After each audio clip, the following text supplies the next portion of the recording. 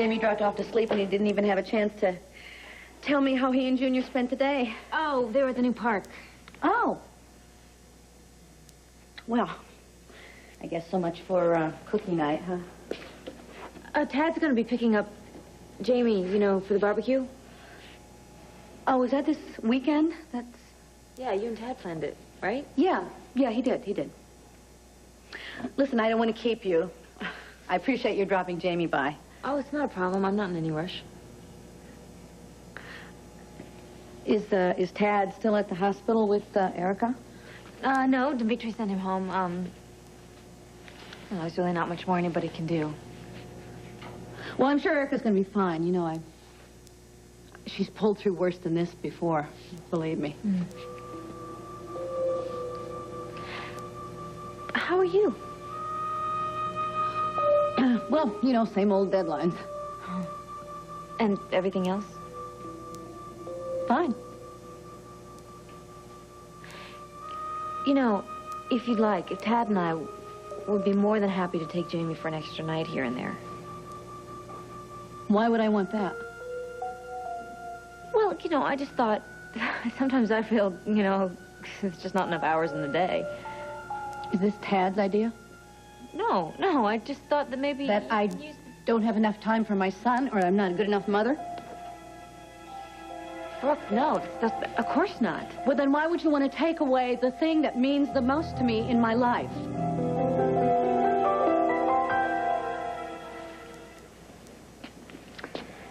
Somebody destroyed your toys? Don't start. Jamie borrowed it from Junior. I'm stuck putting it together. Any news on Erica? Nope. Your turn. Tell me you found Janet. Nobody's seen her in Buffalo. She is either lying low up there, or Buffalo wasn't her final destination, or... Janet's still in Pine Valley. I mean, for God's sake, Charles, for all we know, Janet could be right down the block. Nobody's seen her around. Yeah, so what? $250,000 could make anybody invisible, and you know it. Just can't believe I was stupid enough to hand it to her. Well, maybe you were stupid enough to hand her a perfect down payment on a house by a lake somewhere. Oh, please. After everything she's done to get her hands on Amanda, you honestly think that a ton of cash and the threat of somebody dragging her back into court is going to stop her now? Tad, money talks. I mean, even Janet knows she's not going to make it here. The whole town is against her. Trevor's got custody of Amanda, restraining order. And you assume that's going to do the trick. Buffalo's a nice town. I mean, she could be starting a whole new life for herself. You don't believe that. It could happen. You don't believe that, and you know it. Charles! Okay, you're right. I don't. Especially after my little chat with Elmer. Elmer? Not the guy that's sold her the bus ticket? Yeah, it seems that Janet made a real point of letting Elmer know exactly who she was, and that she was leaving town one way. So you think she's covering her tracks? Let me put it this way. If you had $250,000 in your pocket, would you be traveling by bus? Come on, I learned so much about being a good mom from you, and I know how hard it must be for you to give up time with Jamie. Well, so then why would you want him to be at your house more often? Tad and I are just trying to help you. Help me what? I shouldn't have brought this up. Why are you and Tad so concerned about me? What have I done? Nothing. Jamie just said that you were sad on your vacation.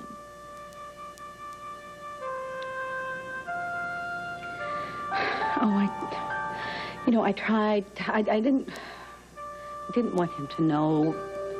I know. Look, kids have antennae like that, all right? I mean, Junior always knows when I'm sad, no matter how much I try to hide it.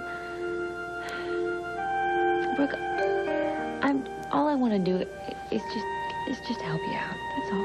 I don't know what has gotten into me lately. Brooke, we all have moods. I mean, you would not have wanted to talk to me when Janet was in town. No, this is different. I've been feeling like this for a while now. Well, when did it all start? I don't remember. You must have better things to do than this. I don't, actually. And if you would like to talk, I would be more than happy to listen. There's nothing to talk about. I mean, I don't really know what is going on with me. Do you think it's, stress, maybe? You sound like Joe. I don't have any more stress in my life than I usually do. You know, stress has never made me this irritable. I just have this sadness that hits me out of nowhere. Like with Jamie, you know, when we were down in Florida, and I don't know, it was one afternoon we were swimming in the pool, and I promised him that I would get him one of these chocolate ice cream sticks from the ice cream truck that came by every day. And we were drying off, and the ice cream truck was leaving, and I ran after it, and the woman stopped the truck, and she said they were out of chocolate, and I just stood there. I was this grown woman, dripping wet, and I started to cry. Does that make any sense? You know, my mom was like that. She'd cry at the drop of a hat. But I don't. At least I didn't before. You know, I'm lucky if I get a good night's sleep. I dream too much. What do you dream about? Well, Jamie and Laura.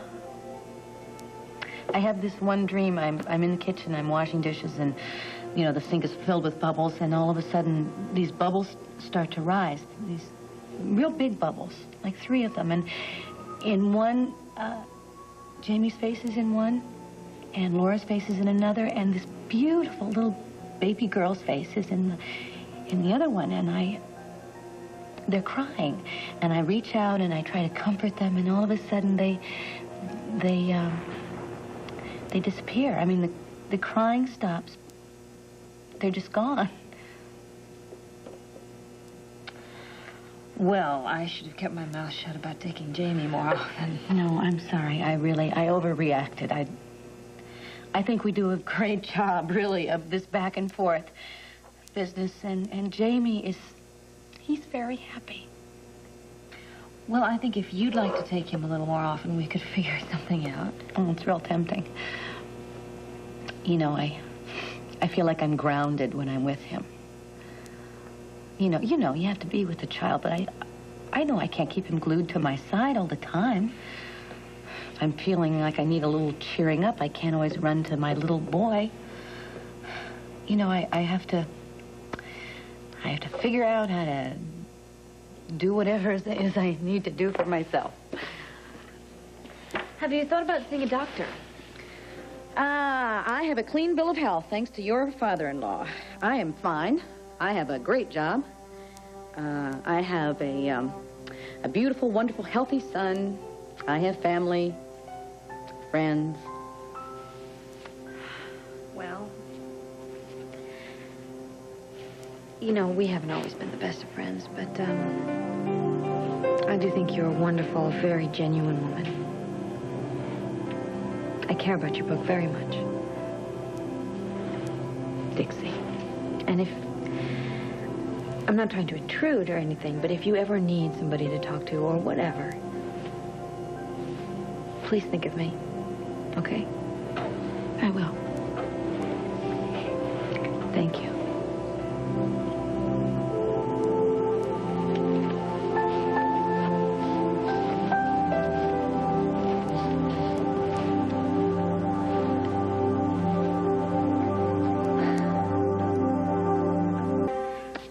Janet's here, we'll find her. Yeah, well, listen, Charles, I've been thinking, maybe we should bring in a little extra help.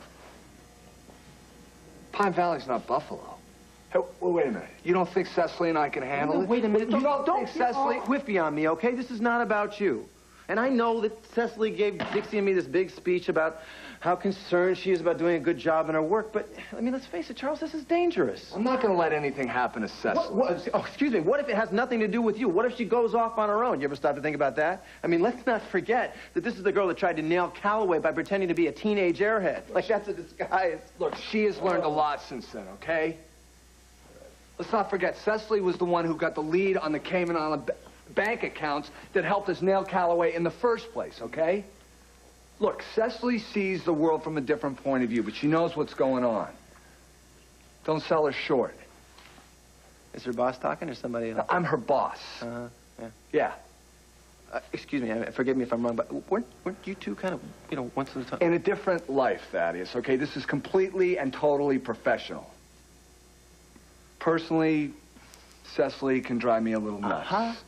Nico said the same thing. Can we get back to Janet here? Okay, fine. It's not worth the fight. You think she's up to doing the job? That's good enough for me, Charles. Good.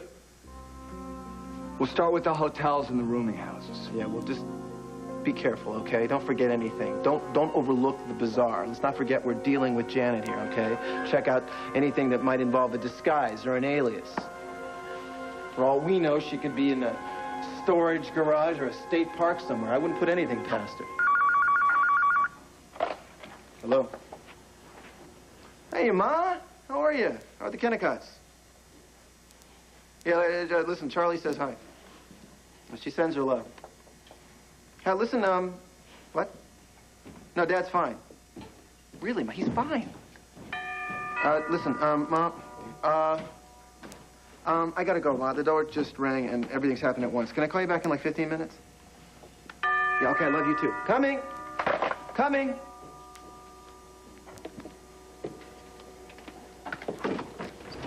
Oh, honey, I'm sorry. Thank you. How's Brooke?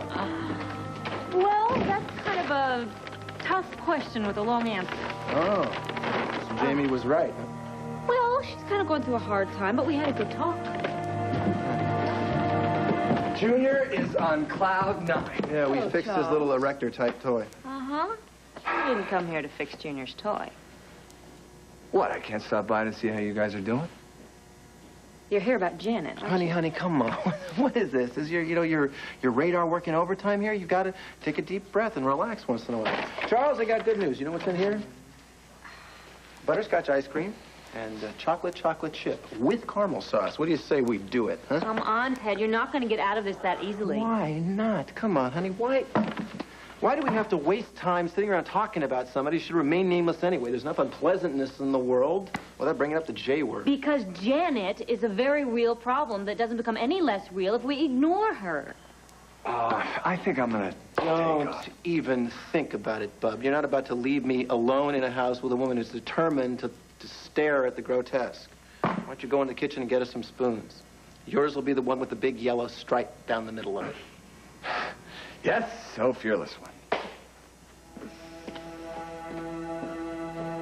I'd like to know what's going on. And you shall. All the mysteries of life shall be revealed to you, my sweet, I promise. Look, honey, I appreciate what you're trying to do. I really do. But I can handle the truth, trust me. Yeah, well, maybe I can't. Never stop to think about that?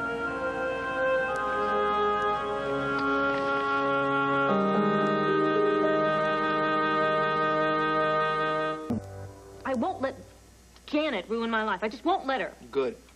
We're gonna catch her, I promise. She's desperate. Do you realize that? She could kidnap Amanda. How? Trevor's got guards 24 hours a day. Well, what's to stop her from killing them like she killed my brother Will? What's to stop her from killing all of us? What's to stop Janet? I don't know. Maybe something that's bigger than all of us put together. Who knows? Maybe there's a reason she's here. You ever stop to think about that? Maybe she's been thrown into Pine Valley so the rest of us are supposed to bond together against her. I don't believe that. Yeah, well, neither do I, but it doesn't mean we can't look for a way to look at things that's a little less negative. Ted, I just feel like you're saying it for my benefit. Okay, I am. Guilty as charged. Look, okay, Janet is a nutso. I agree. She's a loose cannon, absolutely. But at least we know the danger. At least we know she's here. We know that somehow we're gonna have to disarm her. I just like to kill her myself, you know?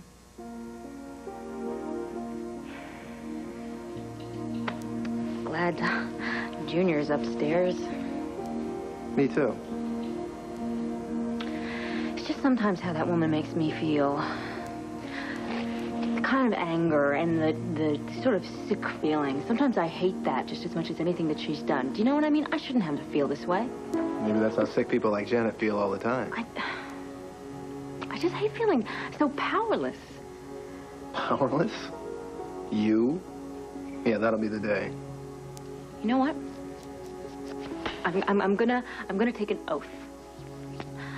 Every time that woman makes me feel so horrible like this, I'm gonna write a check. Did I miss something? No. Every time that I feel this bad, I'm gonna do something good. You know, as a kind of an antidote. I mean, maybe it won't change the way that I feel, but at least I will be thinking about doing something good rather than how I want that foul, disgusting woman to fall off the face of the earth. You know, I can support every cause and charity in the country. I could look for names of people in the newspaper who aren't as fortunate as us, and I could try and help them out. Right? I guess so. I mean, what the hell? We'll be poor, but at least we'll be happy. You can't let Janet do this. I can't help it. I'm not gonna let her hurt you or the kids. Yeah, we don't even know where she is. Do you believe that I love you? Of course I do. And if you believe that, then you've got to know that I would never, ever let anything happen to you ever again. Honey, I promise you.